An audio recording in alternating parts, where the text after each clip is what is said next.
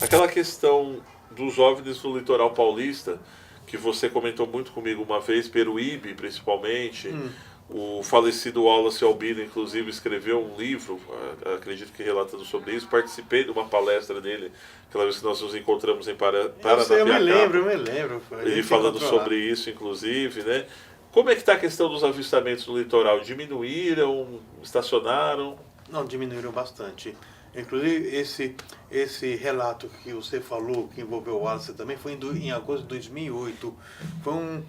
Foi o último caso, assim, onde houve um efetivo pouso de vou falar entre aspas, disco voador no solo em Peruíbe. Sim. Foi numa região de Matagal, Fontabol, na verdade, e que ficou toda a área afetada fisicamente para a atuação desse objeto.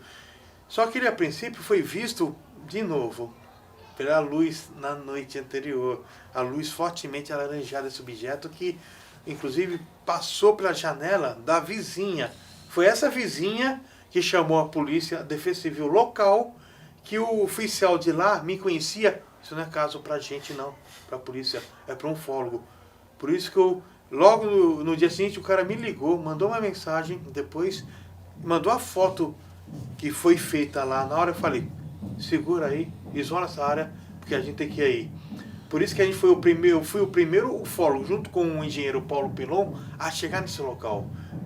Porque ainda bem que a gente teve essa sorte, porque a gente pôde realmente trabalhar um pouco melhor em cima desse caso, colher as amostras, porque infelizmente pouco tempo depois, houve uma invasão de gente curiosa que... Eu sei que no fim de semana foram mais de 2.000 pessoas pisoteando a área.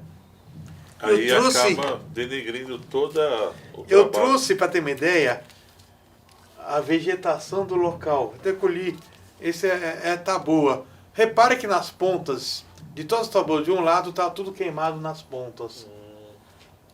Isso eu levei para na época para um professor de botânica e falou, isso daqui na verdade foi chamuscado, uma temperatura acima de 100 graus. Foi queimado mesmo. Lógico que ninguém ia pegar uma vela mesqueira e queimar folha por folha, que são milhões.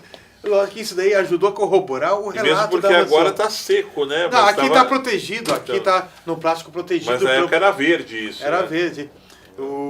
E estavam afetadas. E todas as plantas ficaram tudo dobladas na direção em sentido, como se o objeto naquele local tivesse feito um deslocamento rente ao solo e virou todas as plantas. E quando isso ocorreu, esse fato lá em Peruíbe, chamou muita atenção. E ocorreu também outros avistamentos ufológicos à noite lá.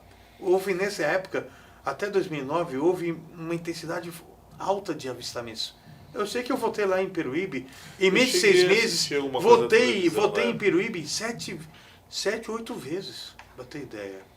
Por causa da casuística. Agora, 2010, 2011 caiu vertiginosamente, não houve nenhum registro mais desse incidente de pouso de OVNIs. 2013, 2014, a queda foi muito mais acentuada. O ano passado, esse ano, praticamente não há relatos.